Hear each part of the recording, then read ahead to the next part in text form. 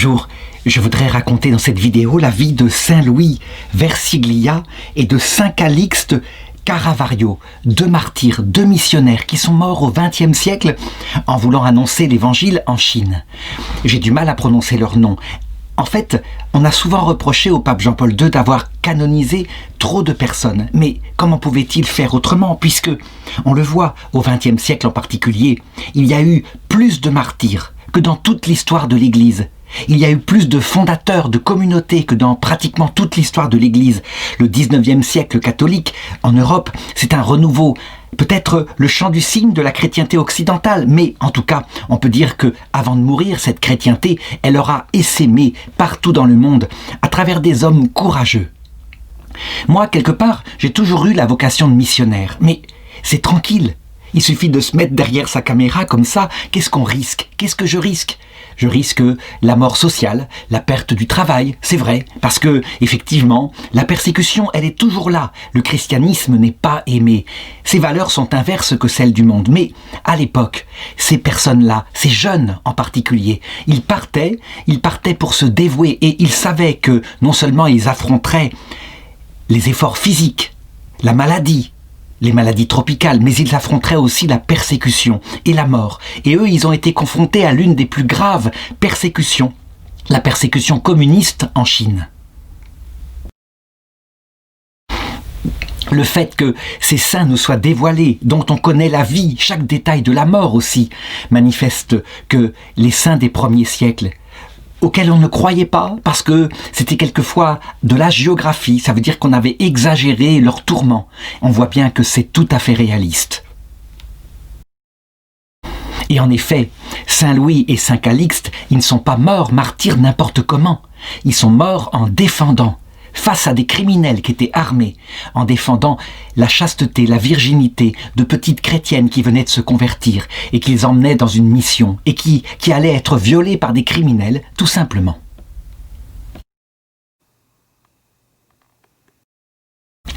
Ils sont donc morts martyrs de la charité, de l'honneur qui défend la vertu de ceux qui sont nos frères et sœurs chrétiens. Alors, je vais commencer par raconter la vie du plus âgé d'entre eux, qui est évêque, donc Monseigneur Verciglia.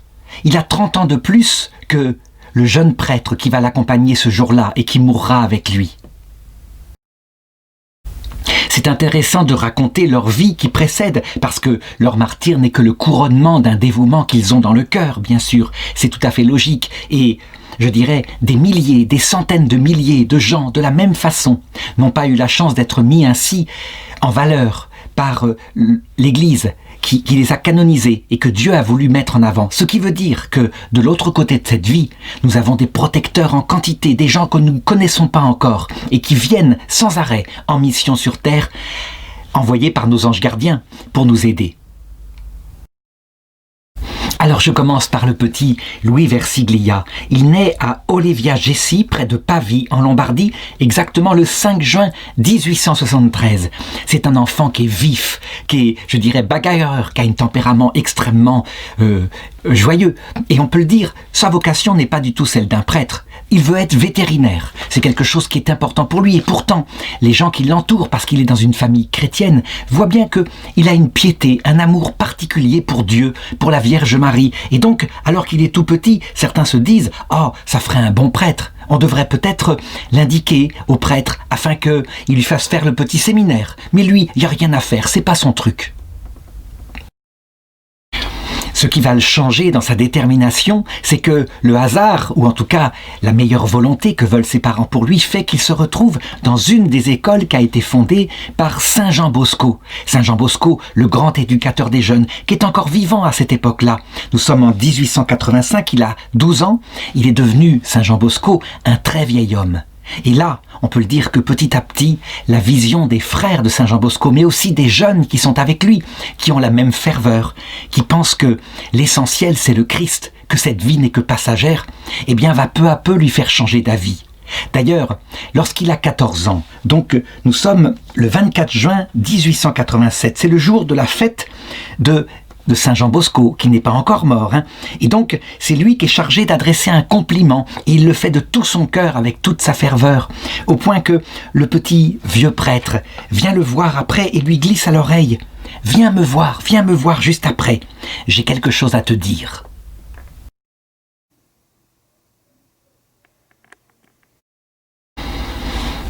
Saint Jean Bosco ne pourra pas avoir l'entretien avec lui, il tombe malade juste après, il meurt quelque temps après. Et donc, il ne saura pas du tout ce qu'il voulait lui dire, mais ce qu'il a noté dans son cœur, c'est que Saint Jean Bosco était prophète. Il racontait à ses enfants des songes qu'il faisait, en particulier sur l'Église, mais aussi sur le destin de chacun, et ces songes se réalisaient toujours. Eh bien,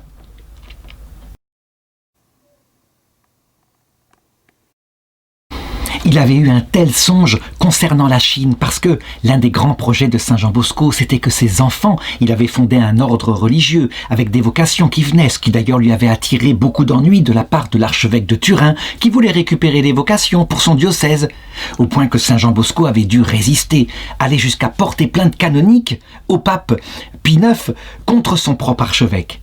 Et il avait vu un songe où il voyait cet immense pays qu'était la Chine, un pays gigantesque qu'allait jusqu'au ciel, et il y avait deux grands calices, l'un rempli de sueur et l'autre rempli de sang de ses fils spirituels, les Salésiens. Il le voyait, c'était comme ça que la Chine allait être évangélisée. Et donc, on peut dire que le petit Louis, il avait entendu parler de ce songe et il est bouleversé un an plus tard lorsqu'il assiste à la messe, à la remise à 7 jeunes missionnaires de l'ordre de Saint Jean Bosco, à qui on donne le crucifix qui leur servira de signe parce qu'ils partent en mission en Chine. Il y a là un sens de l'absolu. Je dirais, ces jeunes-là ont renoncé déjà à leur vie, on le sait, ce n'est pas facile. Les récits des missionnaires, ça fait plusieurs siècles qu'on se les raconte, entre jeunes, qui sont lus à la maison. Et donc, au lieu de se détourner d'une vie qui sera difficile, bien au contraire, la vocation missionnaire naît en lui. On le voit, les jeunes, ils ont le sens de l'absolu, très fort, ils veulent se donner. Et quand on bride ce sens excessivement, évidemment, on peut arriver à tuer en eux la vocation. C'est pas ce qui va se passer. À cette époque-là, comme il désire rentrer chez les frères salésiens de Saint Jean Bosco, on l'accepte. Et on l'accepte très tôt. Et les parents aussi lui donnent sa bénédiction. Et donc il a 15 ans, il entre et il est accepté. Le 11 octobre 1889, il a 16 ans, il prononce même ses premiers vœux. Il est donc au noviciat, il le fait avec une grande ferveur. Son idée est d'être missionnaire, il n'a pas d'autre idée. Cependant, comme il est brillant intellectuellement, on lui fait faire d'abord une licence, plutôt une maîtrise en philosophie à l'université grégorienne de Rome. Il faut savoir qu'à Rome, les papes et puis les religieux ont fondé plusieurs universités qui permettent que les meilleurs étudiants venant de toute la chrétienté se forment dans la fidélité au magistère. Et c'est là qu'il va. Ensuite, évidemment, on le nomme enseignant. Il enseigne la logique aux novices. Et enfin, le 21 décembre 1895, il a donc 22 ans, ce qui est trop tôt. L'âge canonique pour être ordonné prêtre, c'est 24 ans. Eh bien, il est ordonné avec une dispense venant du Saint-Siège. Là, il faut remarquer, c'est quelque chose qu'on doit bien noter, il y a des lois de l'Église, ce qu'on appelle le droit canonique, qui fixe certaines choses, des règles qui n'ont pas été données par le Christ, mais que le Christ délègue à son Église afin qu'elle s'organise sur terre. Et cette souplesse, cette capacité à contourner les règles, par exemple, à ordonner alors qu'on n'a pas l'âge, ça, c'est une preuve d'intelligence. Le droit, il est fait pour l'homme, et pas l'homme pour le droit. Et l'Église, jusqu'ici, elle l'a assez gardé, quoique maintenant, en 2020, où je fais cette vidéo, il y a une certaine crise à cause du manque de personnel dans l'exercice du droit de l'Église. Les Salésiens, qui sont un ordre jeune, mais malgré tout qui ont déjà des prêtres qui ont 40, 50 ans, eh bien, ils remarquent ce jeune homme qui est extrêmement doué, qui est très intelligent, qui est très pédagogue, qui est très proche des jeunes. Et donc, ils lui donnent à l'âge de 23 ans, la charge de directeur et maître des novices d'une maison de formation à Genzano, à Rome. C'est absolument extraordinaire, et ça montre les qualités de chef, les qualités de chrétien qu'il a à l'intérieur de lui. Il va rester 9 ans à cette place-là, mais sans jamais oublier sa vocation de missionnaire. pour la Chine. C'est ça qui l'a attiré, et donc il veut le faire, mais en attendant, il obéit. Et voilà ce que disent ces novices de lui. On a les témoignages. Il était exigeant envers nous, il l'est bien plus envers lui-même. Il n'épargne pas les remarques, qu'il fait de temps en temps et en lieu opportun, avec une grande charité et une égalité d'humeur. Il est travailleur infatigable. C'est une main de fer dans un gant de velours, envers qui montre une tendance à la paresse. Il est indulgent avec les esprits lents, il ne ménage ni sa peine pour les aider, ni ses encouragements. Il faut le reconnaître, le portrait qu'on donne là, c'est le portrait du maître idéal, vraiment. Et comme c'est un maître chrétien, il n'enseigne pas seulement les maths, il enseigne le Christ. Eh bien, je dirais, il est formateur. Tous ceux qui vont passer entre ses mains vont en garder un souvenir éternel. On pense très souvent qu'à cette époque-là, les supérieurs en particulier, ont établi dans les ordres religieux une sorte de hiérarchie où, je dirais, le subordonné est un peu comme face au Christ, et comme si c'était un roi de cette terre, au point qu'il y a, inventé à cette période-là, sans doute pour développer l'humilité et l'obéissance, quelquefois une prosternation devant le supérieur quand il passe, en tout cas dans certains couvents contemplatifs. Ici, rien à voir. Il joue sur l'intelligence des novices, il leur explique, à l'image de l'intelligence de Saint Jean Bosco, que leur obéissance, elle doit être réelle, mais elle doit être choisie par des hommes adultes, et non pas par des enfants dépendants. Ça veut dire qu'ils la choisissent afin de détruire en eux, je dirais, leur volonté propre, leur volonté orgueilleuse, pas leur volonté propre intelligente au service du Christ. Et évidemment, du coup, ils doivent être capables, comme d'une armée rangée en bataille, de prendre des initiatives. Et si un supérieur venait à leur commander quelque chose qui est contre leur conscience, comme par exemple une hérésie, ou alors quelque chose qui aille contre la charité, ils ne devraient pas obéir. C'est quelque chose de très important à comprendre, parce que, évidemment, ils vont être des hommes de terrain, des missionnaires, et donc ils sont confrontés à prendre des initiatives.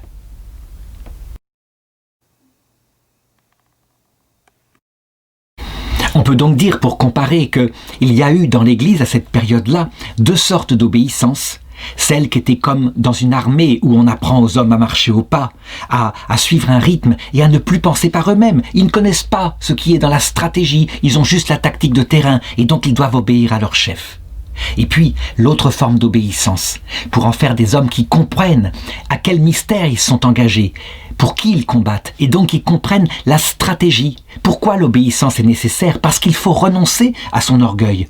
Celui qui est humble, qui est aimant, quand il prêche l'évangile, évidemment, les gens se convertissent, ils sont faits pour ça. Et on pourrait dire que, dans lui, il véritablement, avec une main de fer, ça veut dire avec beaucoup d'autorité, il apprend cela à ses novices.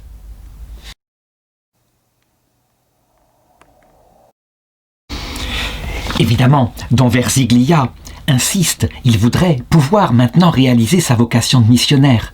Et ce n'est que 9 ans après qu'on va enfin lui donner la permission. Nous sommes donc en 1905, il a 32 ans et il reçoit la lettre de mission.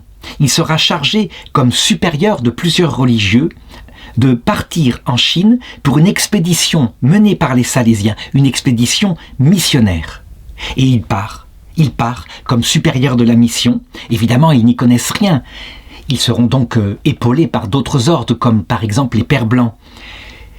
Il arrive à Macao en 1906, il a donc 33 ans, et il commence par ouvrir, ne serait-ce que parce qu'il faut se former à la langue, un tout petit orphelinat où ils accueillent des jeunes, et ainsi ils peuvent parler avec ces enfants, et peu à peu se familiariser avec le chinois.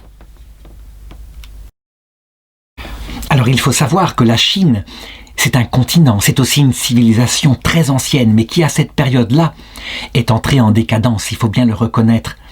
Peu à peu, les armes occidentales, en particulier européennes, la France, l'Angleterre, ont dominé cette nation qui est plurimillénaire et ont imposé, à travers souvent des commerçants, le commerce de l'opium, donc les vices du capitalisme occidental, leur ont imposé une domination. Il y a encore un empereur qui est à Pékin, mais cet empereur est un petit enfant. Et il y a évidemment quelqu'un, une régente qui est là, l'impératrice douairière. La langue chinoise aussi est très spéciale. On peut dire que dans ce vaste continent, à telle région, tel accent, et on ne se comprend pas dans tel autre parce que la prononciation des mots est très différente. Par contre, l'écriture chinoise, avec ses milliers de caractères, eh bien, elle est la même partout, si bien que un mot pourra être prononcé tel qu'il est écrit d'une façon très différente dans une autre région. Bref, il ne faut pas s'imaginer que la langue chinoise c'est une seule langue, partout parlée, la même. Non, pas du tout. Mais l'écriture par contre unifie ce pays gigantesque qui a été unifié par le premier des empereurs, Qin Shi Huangdi, avant Jésus-Christ. De même, la religion du pays, eh bien on peut dire qu'il y a des couches géologiques qui se sont mises en fonction des invasions, mais aussi des influences culturelles. Il y a à la base, bien sûr, l'animisme primitif qui date sans doute du paléolithique. Ça veut dire le culte des morts, le culte des esprits, à qui on a vraiment beaucoup d'honneur, on offre beaucoup d'honneur. Et puis, il y a cette espèce de système philosophique et politique qui crée l'organisation sociale, qu'on appelle le confucianisme, et qui indique que le sommet, ce à quoi on doit obéir, c'est le bien commun à tous, l'État, avec au sommet l'empereur, bien évidemment. Si bien que les individus, les personnes chinoises, ont moins d'importance que la communauté dans son ensemble. On est très loin en Chine de ce qu'on verra se développer en Europe avec les droits de l'homme. C'est une autre mentalité, une autre sagesse qui préside. Il y a eu ensuite le bouddhisme qui s'est imposé peu à peu et d'autres courants religieux, mais qui tous ont la trace suivante, à savoir, eh bien, on ne croit pas forcément en une vie individuelle et personnelle après la mort. Et ceci s'établit finalement dans l'idée que on est une sorte de peuple, plus que des individus individuels. Évidemment, là-dedans, l'arrivée du christianisme va avoir un impact stupéfiant. L'idée que un Dieu personnel, unique, éternel, stable, existe, et qu'il est amour, qu'il est mort pour nous, que chaque personne individuellement est comptée, au même nombre que les petits oiseaux du ciel. Cette idée qu'il y a une survie après la mort, eh bien, ça semble parfaitement adapté à la mentalité de la Chine. En réalité, les tentatives d'évangélisation, elles datent de plusieurs siècles. Elles ne se sont pas toujours bien passées. Il y a eu des conflits, par exemple, entre les jésuites et les dominicains. Les dominicains estimaient que les jésuites étaient trop coulants avec les traditions chinoises, qu'ils intégraient, qu'ils baptisaient, un peu comme avait fait l'Église au début de sa fondation, à l'époque de l'empereur Théodose et des grandes missions en Europe. Alors que les dominicains estimaient que, par exemple, le culte des morts était une pratique païenne qu'il fallait faire disparaître. En réalité, on voit bien que le culte des saints du ciel fait partie de la foi catholique. Toujours est-il qu'il y avait eu à un moment donné une sorte de conflit et l'empereur de Chine avait chassé les missionnaires, ce qui avait retardé profondément l'évangélisation de ce pays. Voici donc que les missions reprennent, mais évidemment avec une méfiance de par les autorités. Parce que c'est une culture occidentale et que l'Occident a été très détesté par sa convoitise, le fait d'apporter ce culte de l'argent, qui n'est pas la même chose que le christianisme, mais il faut bien le reconnaître. Souvent, eh bien, les Chinois, ils ne distinguent pas entre les missionnaires qui sont généreux, qui sont adonnés au Christ, et puis les commerçants qui sont adonnés à Mammon, ça veut dire l'argent. Toujours est-il que cette mission salésienne se précise, la langue est de plus en plus maîtrisée, ils sont de plus en plus efficaces, si bien qu'en 1917, donc en pleine Première Guerre mondiale, cette Première Guerre mondiale qui va bouleverser l'ordre du monde, eh bien Monseigneur de Guébriant, qui est des missions étrangères de Paris, qui est l'administrateur apostolique de la région, il décide qu'une région entière va être confiée à cette mission salésienne qui le mérite bien, qu'en est capable, qui est assez préparée. C'est la région du Leng-Nam-Tu et en 1920, le Vatican l'établit en vicariat apostolique et donc, eh bien évidemment, Monseigneur Verziglia, le père Verziglia salésien, est choisi pour en être évêque. Et donc il va recevoir l'ordination épiscopale. Et c'est véritablement quelque chose de formidable, si bien qu'il reçoit, en 1920, juste avant son ordination, il reçoit de Don Albera, qui est le supérieur général des Salésiens en Italie, un calice. Un calice pour y célébrer la messe, sa première messe comme évêque. Et à ce moment-là, dans une lettre, un courrier, on voit à quel point la vocation de Louis Versiglia, elle est fondée sur ce qu'il avait entendu de Saint Jean Bosco dans son enfance. Il lui répond comme prophétiquement « Tu m'apportes un calice, et moi, je l'accepte. Don Bosco a vu les missions de Chine prospérer lorsqu'un calice se remplirait du sang de ses fils. C'est à moi que le calice a été envoyé, alors c'est à moi de le remplir.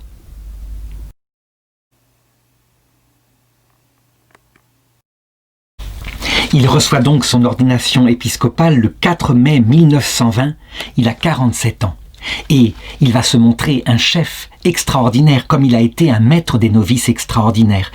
Ce qui caractérise Don Versiglia, c'est d'abord son union au Christ, et il le dit, il prend toujours l'exemple de la vigne, et du cep de vigne et des sarments. Il le dit, moi je suis un sarment, et si je ne suis pas branché sur la vigne qu'est le Christ, je vais me dessécher. Eh bien ça doit être pareil pour vous.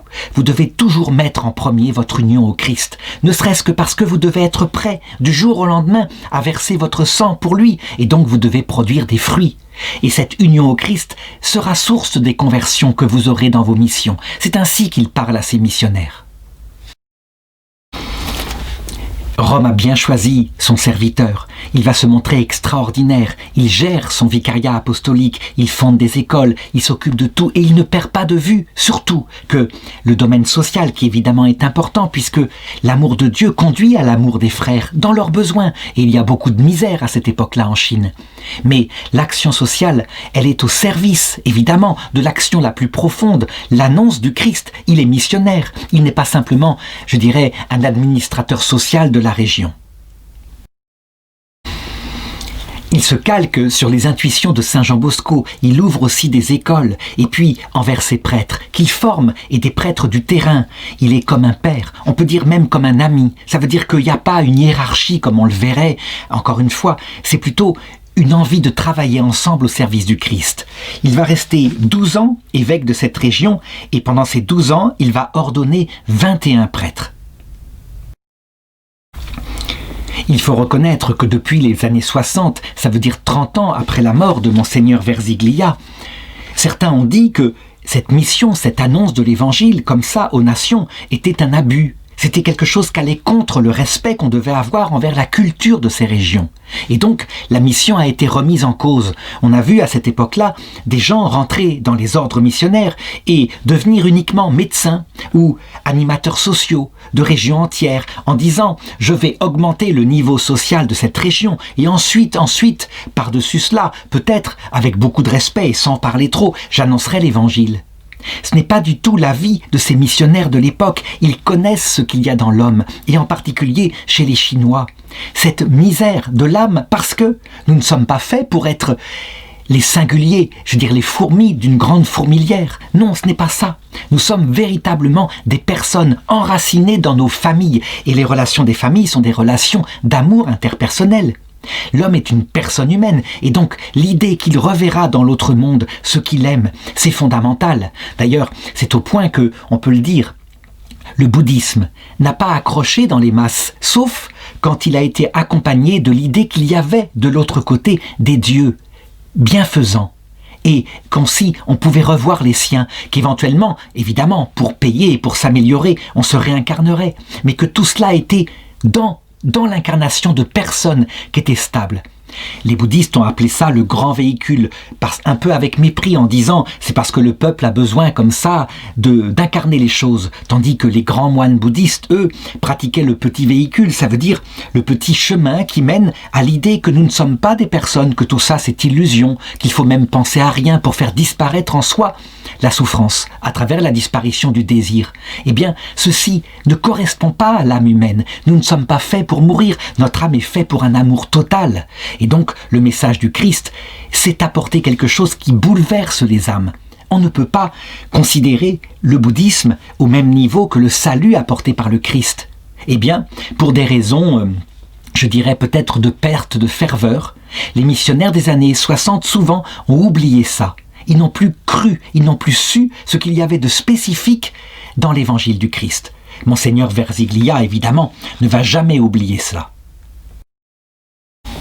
Et il garde fermement l'évangile dans les mains et sa mission dans le cœur, alors que les événements politiques en Chine deviennent de plus en plus dangereux, que la guerre civile menace. Rappelons un peu ce qui s'est passé, je l'ai dit, l'empereur qui a 7 ans, eh bien, en 1916, l'empire est aboli et il est créé à la place une république menée par Wang Keikai, qui évidemment n'est pas du tout stable et qui mène à une grande période d'anarchie. On voit à ce moment-là un général qui s'appelle Chiang Kai-shek qui remporte une victoire en 1927 sur les seigneurs de la guerre. Ça veut dire des brigands qui essayent de piller la population, qui s'enrichissent comme ça parce qu'il n'y a pas assez d'État et assez de police qui tiennent le pays. Ensuite, les nationalistes de Chiang Kai-shek se heurtent aux communistes de Mao Tse-tung. Mao Tse-tung, c'est un Chinois qui a été influencé par une pensée qui vient d'Occident et qui s'est répandue à cette époque-là en Chine. L'idée que, pour être heureux, il fallait communautariser tous les biens de production et qu'ainsi on obtiendrait un bonheur. En réalité, le communisme, il semble adapté lui aussi à la Chine et au confucianisme où, je l'ai dit, l'individu semble n'être rien par rapport au grand tout. Et donc, le communisme semble être une sorte de fourmilière, mais où les ouvriers de la fourmilière auront une égalité de traitement. Donc ça semble être un bonheur. La réalité, évidemment, le communisme oublie une chose fondamentale. C'est que nous sommes des personnes, je l'ai dit, incarnées dans des familles et non pas des individus, des fourmis, comme ça, qui sont au service d'un État. Nous travaillons pour ceux que nous aimons, pas pour l'État en général. Et cette nature humaine, elle est présente aussi en Chine. Les troupes de Mao Tse-tung finissent par grandir, par s'imposer, et Chiang Kai-shek est obligé de reculer. Ce qui accompagne aussi l'idéologie communiste qui vient d'Europe, c'est la haine pour le christianisme. Parce que le christianisme qui justement dit que chaque personne est unique, qu'on doit respecter ses droits, les droits d'une personne pour qui le Christ est mort sur la croix, eh bien, c'est quelque chose qui semble paraître, pour les communistes, une sorte d'opium du peuple. Ça veut dire que les chrétiens, selon eux, annoncent une vie après la mort qui est évidemment illusoire. Le communisme est athée, puisqu'il considère l'homme comme une sorte de fourmilière. Et donc, une illusion qui permet aux pauvres de ne pas se révolter. D'autre part, la haine des Occidentaux qui avaient imposé la guerre de l'opium, elle accompagne le communisme, si bien que les missionnaires sont considérés comme des diables blancs, des diables qui s'opposent profondément à l'idéal communiste, au paradis que Mao Tse-tung pense pouvoir réaliser en Chine. Si bien que il faut l'éradiquer, et quand on trouve un missionnaire, il faut l'exécuter.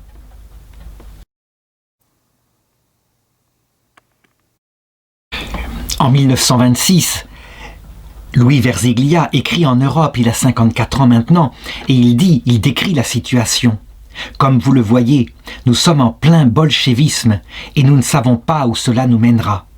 Nous savons bien que tout est dans les mains du Seigneur et nous sommes disposés à accomplir sa sainte volonté, même au prix de notre vie. Et il écrit aussi à un de ses collaborateurs, « Si le Seigneur désire une victime pour le bien de la mission, moi, je suis prêt. » Il faut savoir que de temps en temps, les évêques missionnaires sont appelés à revenir en Europe, en particulier pour lever des fonds, mais aussi pour susciter par les récits qu'ils font de leur mission des vocations, en particulier chez les jeunes religieux qui se consacrent. Et à cette époque-là, il y a beaucoup de vocations. C'est ce que va faire en 1922 Louis Verzaglia. Il revient en Italie, je dirais à ses racines, chez les Salésiens. Et là, il se met à raconter ce qu'il vit en Chine, les dangers qu'il y a, le communisme qui s'étend. Et parmi les jeunes qui écoutent, il y a un jeune séminariste qui s'appelle Calixte Caravaggio et qui est profondément touché par ce qu'a dit cet évêque missionnaire. Et donc il va le voir à la fin de la conférence et il lui promet, il lui dit « Moi je viendrai, vous avez besoin de missionnaires, je vous rejoindrai. Oui mon Seigneur, vous le verrez, je tiendrai ma parole, je vous suivrai jusqu'en Chine. »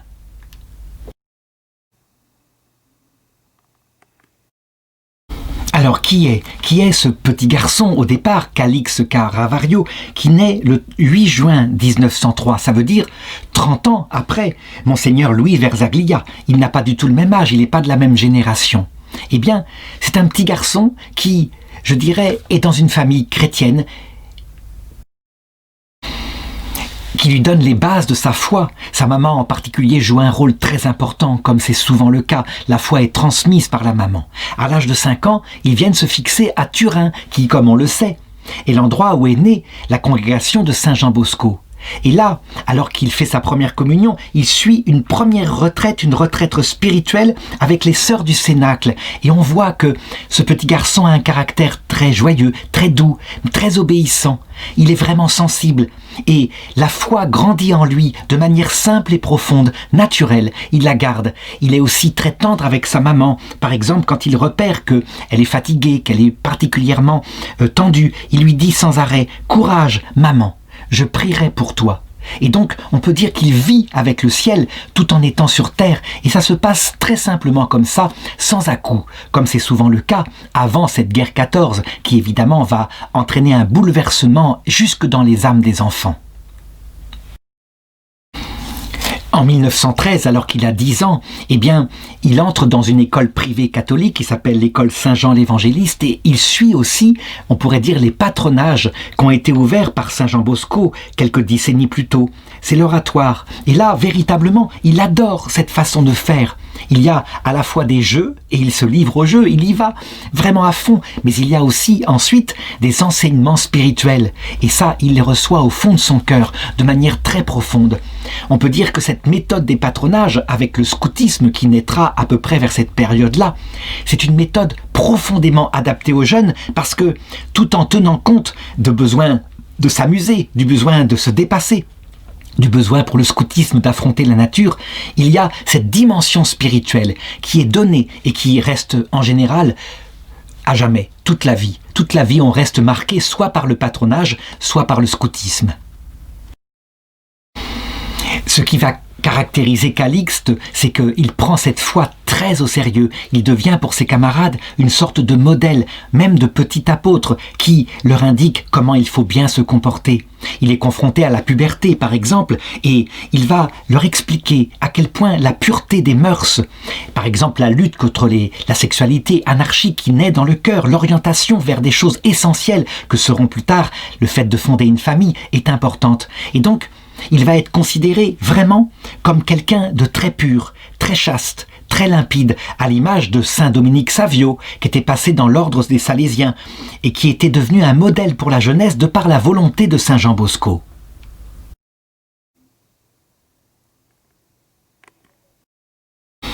Évidemment, très vite, il avoue à ses parents sa volonté de devenir religieux. Il veut se consacrer à Dieu. Et eux, ils pensent que c'est aller trop loin. Ils s'opposent à cette vocation. Ils voudraient que leur fils se marie, qu'ils fondent une famille. C'est évidemment un déchirement pour des parents de ne pas avoir comme perspective d'avoir des petits-enfants. Alors, il insiste, et le supérieur des Salésiens accepte de l'aider pour financer en particulier dès cet âge-là ce qui lui sera nécessaire pour devenir prêtre, donc des cours de latin. À cette époque-là, on ne peut pas être prêtre sans connaître parfaitement le latin. Fort heureusement, maintenant, les choses ont été traduites et donc c'est beaucoup plus facile. Alors, durant 4 ans, de ses 11 à ses 15 ans, il étudie à fond, il se prépare à son entrée, je dirais comme religieux, et finalement, à l'âge de 15 ans, le 21 novembre 1918, il demande à rentrer dans la congrégation des Salésiens de Saint Jean Bosco, il y est accepté, il revêt la soutane, et en septembre de l'année suivante, il prononce ses premiers vœux. C'est des vœux qui durent 3 ans. On s'y engage comme ça. On n'est pas engagé pour la vie, mais c'est nécessaire afin de vivre comme un religieux. Et enfin, on pourra, au bout de 3 ans, s'engager définitivement, pour toujours, pour la vie. Et c'est dans cette perspective-là, alors qu'il étudie, qu'il se prépare au sacerdoce, qu'il est tout jeune, qu'il rencontre Monseigneur Louis Verziglia, qui lui donne ce désir intense de partir lui aussi en mission en Chine. Et là, il n'en démordra plus, c'est sa vocation, il veut partir. Et ses supérieurs, devant un tel zèle, une telle vocation qui manifestement ne vient pas simplement d'un caprice, finissent par lui céder. Et avant même qu'il soit ordonné prêtre, il est tout jeune, eh bien ils acceptent. Il l'envoie en Chine pour rejoindre Monseigneur Louis Verziglia, qui lui a insisté pour dire « Il lui faut des très jeunes missionnaires, ce sera beaucoup plus facile, ils pourront apprendre plus facilement la langue, et donc quand ils seront prêts à l'ordination, alors ils seront prêts aussi à tout de suite exercer leur sacerdoce et la mission. »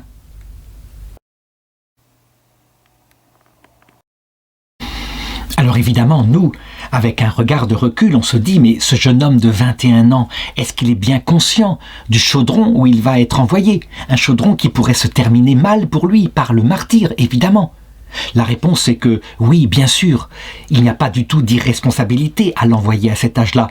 On envoie à cette époque-là, et même maintenant, des jeunes de 18 ans comme militaires. Et donc, est-ce qu'on ne pourrait pas se consacrer dans l'armée du Christ, qui est une armée pacifique? On n'y risque pas plus sa vie qu'en portant un fusil.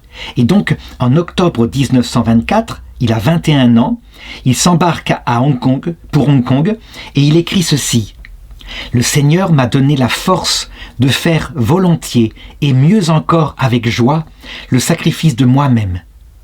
Continue de prier pour moi, maman. » Ensuite, de Macao, le 11 décembre, il écrit encore « Pour ma part, je ne regrette pas d'avoir quitté l'Italie. Au contraire, je suis heureux. Ce fut un grand sacrifice, mais le Seigneur m'aidera.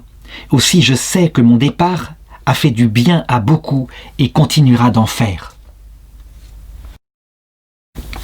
C'est qu'en effet, son départ ainsi si jeune pour les missions a bouleversé tous ses camarades, ses anciens camarades de classe, ses amis, véritablement, qui sont touchés par ce zèle, cette volonté de se consacrer à Dieu. Dès qu'il arrive en Chine, il est affecté à l'orphelinat Saint-Joseph de Shanghai. Et là, évidemment, on lui confie, parce qu'il est très jeune, on lui confie l'enseignement des jeunes qui sont là, des enfants abandonnés. Et voilà ce qui va caractériser de manière extraordinaire Don Calixte Caravaggio. C'est qu'on constate que non seulement il parle avec eux le chinois, mais il progresse dans cette langue-là, mais il leur donne le meilleur de lui-même. Ça veut dire pas seulement un enseignement profane. Il en fait des âmes contemplatives. Il leur parle du Christ. Il leur apprend à prier. Et donc on voit que le silence, l'intériorisation augmente dans cet orphelinat. Et tout le monde est obligé de le constater. Don Calixte Caravaggio est un homme de Dieu. C'est un contemplatif. On peut dire qu'il a quelque part l'esprit de Sainte Thérèse de l'Enfant Jésus, une petite Française qui est morte quelque temps avant et qui commence à se répandre un peu, qui deviendra très vite la patronne des missions. Cet esprit de sainteté simple, mais d'amour fondé sur le Christ, il le communique aux enfants qui l'entourent. Il y a même parmi ces enfants qui se développent de plus en plus des vocations religieuses, un peu à l'image de ce que lui a vécu. Et pendant ce temps, ce jeune missionnaire, Don Calixte Caravaggio, il travaille la théologie, il continue de se préparer au sacerdoce, parce qu'il lui faut passer des examens, c'est nécessaire pour être admis à l'ordination. Les événements politiques continuent de s'accélérer en Chine, les communistes avancent vers Shanghai, si bien qu'en 1926, les Salésiens sont obligés de quitter cette ville et de se réfugier sur l'île de Timor. C'est un archipel indonésien qui est alors sous domination portugaise. Et là, il est affecté de nouveau à un orphelinat, à une école. Et voilà le témoignage de certains de ses élèves par rapport à ce qu'il a fait, ce tout jeune homme, comme éducateur. Don Calixte Caravaggio fut pour moi, écrit Don Rossetti, le supérieur de l'école, l'idéal du Salésien. Il était humble, obéissant, pieux, actif. Voilà, me disais-je, le futur supérieur de la mission au Timor. Et en quelques années, cette île pourra être certainement chrétienne grâce à sa piété et à son aide. Ses visites au Très Saint Sacrement étaient fréquentes et prolongées. Chaque soir après les prières, alors que tous s'étaient retirés et qu'il pensait qu'aucun œil indiscret ne l'observait, il descendait lentement, pieds nus, à la chapelle, agenouillé sur la petite marche de l'autel, droit, immobile, la tête inclinée, les mains jointes. Il passait une bonne demi-heure en adoration. Il faut vraiment se dire cela, hein. Je vais raconter à partir de maintenant comment ils vont être conduits tous les deux avec son évêque Louis Verzaglia au martyre. Mais on peut le dire, c'est un honneur que Dieu leur fait et c'est sans doute fondé sur ce qu'ils sont. Il connaît leur cœur, il n'en a pas fait des modèles, des saints de l'Église catholique pour rien. Finalement, c'est en janvier 1929, après des années passées à Timor, où il s'est, installé, où il a véritablement pu apporter l'Évangile, que Don Verziglia, son évêque, lui annonce sa future ordination sacerdotale. Il a 26 ans, et donc il écrit à sa mère que le Seigneur fasse de moi un prêtre selon son cœur. Il est appelé à quitter Timor en mars 1929 et là, il est évidemment inquiet et déçu, mais en même temps, racontera Don Rosario qui le connaît bien, il disait sa tristesse de quitter les enfants de Timor était atténuée par l'idée que en Chine devenue presque communiste, en tout cas en passe de le devenir, la perspective du martyr s'ouvrait à lui et l'idée de donner sa vie pour le Christ véritablement l'enthousiasmait. D'ailleurs, Don Rossetti écrit « Cette suprême épreuve d'amour pour Dieu et pour les âmes était, peut-on dire, le sujet de conversation de tous les jours, sujet que je provoquais volontiers en me réjouissant de le voir s'enflammer et de l'entendre répondre aux raisons de ceux qui ne partageaient pas son enthousiasme. » Alors, il part en Chine et avant de partir, de prendre le bateau pour la Chine, eh bien, il dit une dernière fois qu'il pense que là-bas, le martyr l'attend. Le 18 juin, finalement, nous sommes en 1929, donc à 26 ans, il est ordonné prêtre à Chou par Monseigneur Verziglia. Et le soir même, il trace ces lignes qu'il va écrire pour sa mère, sa confidente. Je t'écris, maman, aujourd'hui, le cœur plein de joie. Ce matin, j'ai été ordonné prêtre. Remercie pour moi le Seigneur, pour cette grâce vraiment extraordinaire. Le plus grand désir de mon cœur est accompli, et demain je monterai à l'autel pour ma première messe. Que dois-je te dire, ma bonne maman? Que tu remercies avec moi le Seigneur, et que tu le pries de m'octroyer la fidélité aux promesses solennelles que je lui ai faites. Et ensuite il conclut sa lettre de cette façon-là, qui, semble-t-il, est aussi, comme pour Don Versiglia, une sorte d'intuition qu'il donnera à sa vie pour le Christ. Est-ce que mon sacerdoce sera long ou bref? Je ne sais pas. L'important c'est que je fasse du bien et que quand je serai en présence du Seigneur, je puisse lui dire que j'ai fait avec son aide fructifier les grâces qu'il m'a données. Et c'est ainsi que début juillet, son évêque, Louis Verzaglia, le nomme dans une mission à Linzhou et lui confie l'école. Il est accompagné d'un catéchiste chinois et alors il va faire des merveilles pareilles. Il visite d'abord toutes les familles. L'école, il le dit, est ouverte à tout le monde. Il n'y a pas besoin d'être baptisé. Les enfants qui sont païens peuvent venir aussi. Et là, il va communiquer comme d'habitude, non seulement des études profanes, il leur apprend à lire, à écrire, à compter, mais surtout sa foi au Christ. Et on les voit qui tous partent plusieurs fois par jour vers la chapelle où il leur apprend à adorer le Saint-Sacrement. Qu'ils soient baptisés ou qu'ils ne soient pas baptisés, ils suivent volontiers. Ses élèves l'adorent. On peut dire qu'il a cette affection pour les élèves qui fait que eux le prennent comme un maître. Et donc l'évangile par là, accompagné évidemment de la grâce du Saint-Esprit, passe dans les cœurs de ses enfants.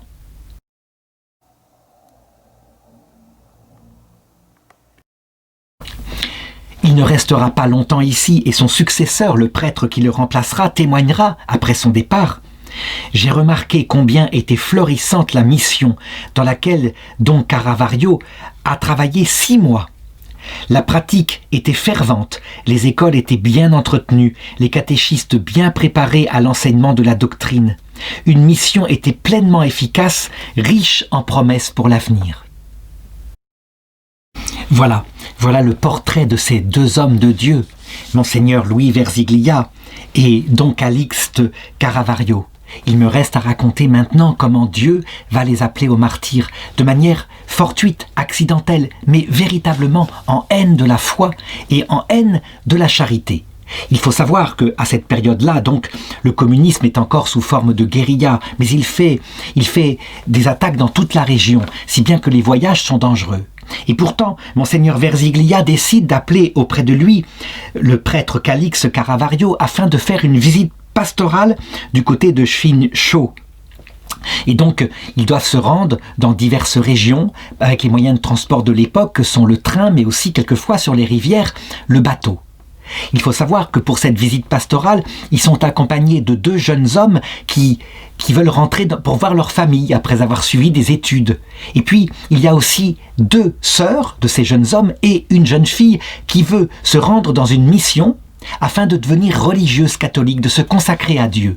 Ils sont donc sur le bateau 2 missionnaires qui les accompagnent pour les protéger, parce qu'il y aura ainsi une plus grande sécurité avec des hommes mûrs. Et les autres sont des très jeunes gens.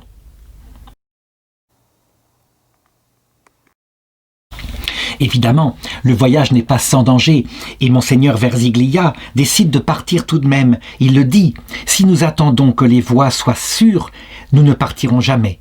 Non, malheur si la peur prenait le dessus. Arrive ce que Dieu voudra. Notre vie est dans les mains de Dieu, qu'il en fasse ce qu'il voudra. » Donc le 24 février 1930, après avoir pris le train, ils prennent le bateau avec un batelier et ils voyagent paisiblement sur la rivière, qui évidemment, je l'ai dit, de part et d'autre, est soumis au danger de la guérilla communiste en particulier. Toujours est-il qu'à midi, alors qu'ils sont sur la rivière Pak Kong et qu'ils récitent l'Angélus au milieu de la rivière, voilà qu'un cri sauvage est entendu depuis la rive, un cri qui dit « Arrêtez le bateau, débarquez immédiatement, rapprochez-vous du bord ou sinon nous tirons. » Et eux répondent, ils crient en chinois, « Ce n'est pas nécessaire, nous n'avons pas de marchandises, nous sommes de la mission catholique. » Et les voix répondent, « Débarquez quand même !» Alors le batelier, qui voit bien qu'il y a des menaces de fusil, s'approche de la rive, tout tremblant, et on devine que, cachés sous l'abri, il y a les jeunes femmes, les 3 jeunes femmes qui sont là et qui prient avec ferveur, afin que Dieu les protège. On ne sait pas à qui on a affaire.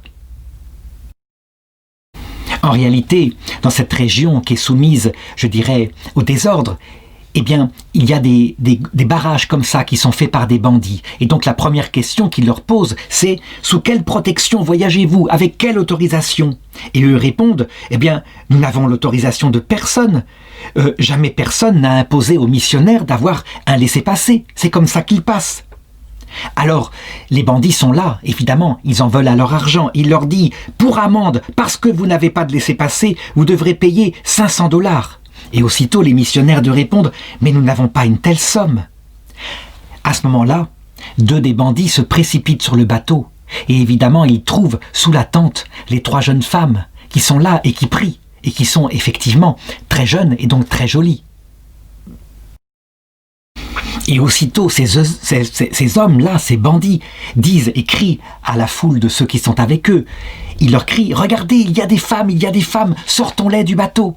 Et évidemment, ce n'est plus question d'argent maintenant. Il s'agit simplement de violer ces jeunes femmes. Évidemment, c'est cela. Alors aussitôt, les 2 missionnaires se lèvent et là, ils commencent véritablement à les défendre, à faire barrage de leur corps.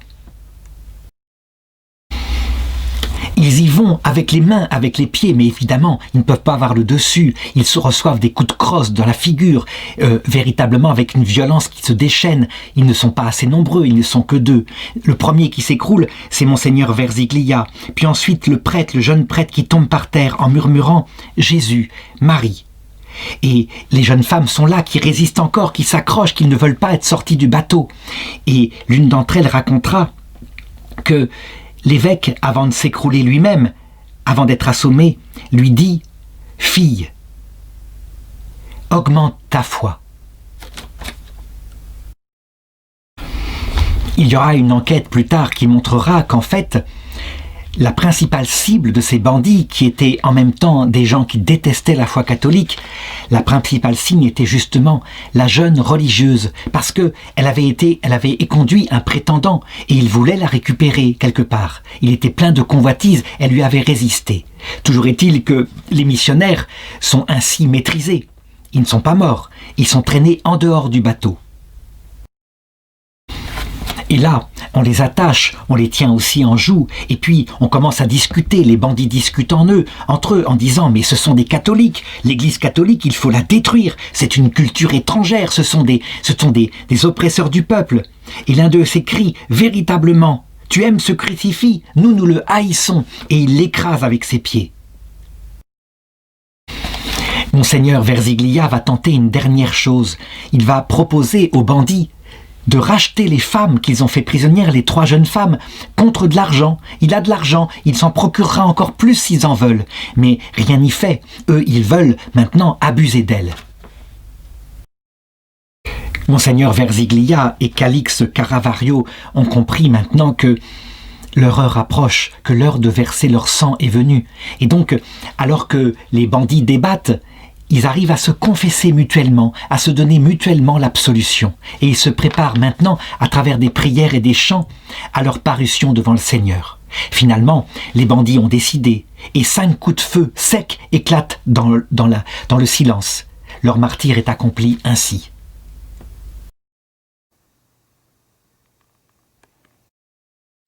Leur forfait accompli, les bandits exigent des 2 jeunes hommes de partir dans la forêt, de disparaître s'ils ne veulent pas subir le même sort que les missionnaires. Et ensuite, ils s'enfoncent dans la forêt avec les 3 jeunes filles dont ils ont fait leur proie. On ne sait pas ce qui leur est arrivé, mais on s'en doute. Et il faut savoir que lorsqu'il y a ainsi viol, eh bien, l'Église catholique, c'est arrivé dans les premiers temps de l'Église, elle canonise en tant que vierges celles qui ont été forcées. Toujours est-il que les 2 jeunes garçons se rendent auprès des autorités chinoises qui envoient des escouades de policiers afin de chercher où sont les jeunes filles qui ont été enlevées. Et ils finiront par les retrouver. Ils attaquent le campement des bandits qui finissent par s'enfuir dans la forêt et c'est ainsi qu'elles seront délivrées et qu'on aura des détails sur ce qui leur est arrivé. Elles raconteront aussi ce que disaient les bandits après l'exécution des 2 missionnaires. Ils disaient « C'est incroyable! Nous en avons vu beaucoup et tous ceux que nous avons tués avaient peur de mourir. Et ces 2-là, au contraire, ils étaient toutes contents. Et on dirait qu'ils étaient contents de mourir. Et celle-ci, disait-il en regardant les jeunes filles, elle ne désire aussi que mourir. » Évidemment, il leur manquait, je dirais, le principe qui expliquait l'âme de ces missionnaires et aussi de ces jeunes chrétiennes, à savoir la certitude que cette vie n'est qu'un passage. Ces bandits-là ne pensaient qu'à l'argent, au sexe, à la gloire, et puis à leur idéologie communiste, leur haine du christianisme. C'étaient des matérialistes athées. En conséquence, la mort leur faisait peur, tout naturellement, parce qu'elle était la fin de toute chose. Le plus grand compliment, le plus grand panégyrique qu'on peut avoir par rapport à ces 2 saints missionnaires, Saint Louis Verzaglia et Saint Calixte Caravaggio, eh bien, a été fait par Saint Jean-Paul II le jour de leur canonisation. Et il a dit ceci, qui à mon avis est véritablement quelque chose qu'il faut noter. On peut mourir martyr de la foi, en haine de la foi, mais on peut aussi mourir martyr de la charité, en haine de la charité qui défend des victimes innocentes. Ils ont donné leur vie pour le salut et l'intégrité morale du prochain. Ils se firent bouclier de leur corps pour défendre la personne de 3 jeunes filles, élèves de la mission. Au prix de leur sang, ils ont défendu le choix volontaire et responsable de la chasteté opéré par ces jeunes qui risquaient de tomber entre les mains de personnes qui ne les auraient pas respectés.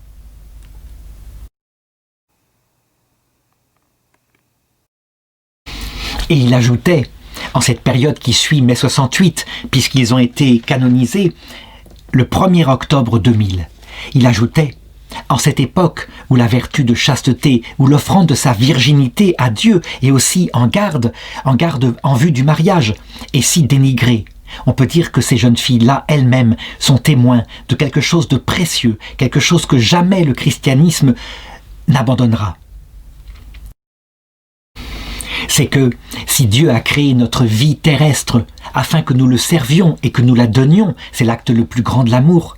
Il a créé la sexualité pour le don de la vie, comme étant le sacrement de l'amour, un sacrement qui peut donner la vie à des petits êtres dont il crée lui-même les âmes. Voilà pourquoi l'Église considère que la chasteté au sens fort du terme, qui n'est pas seulement la virginité totale, mais qui est aussi le don de son corps pour l'amour d'un mari qu'on a choisi, qu'on aime et qui donne ensemble la vie. Eh bien, ce choix-là est une vocation divine qui doit être divinement protégée.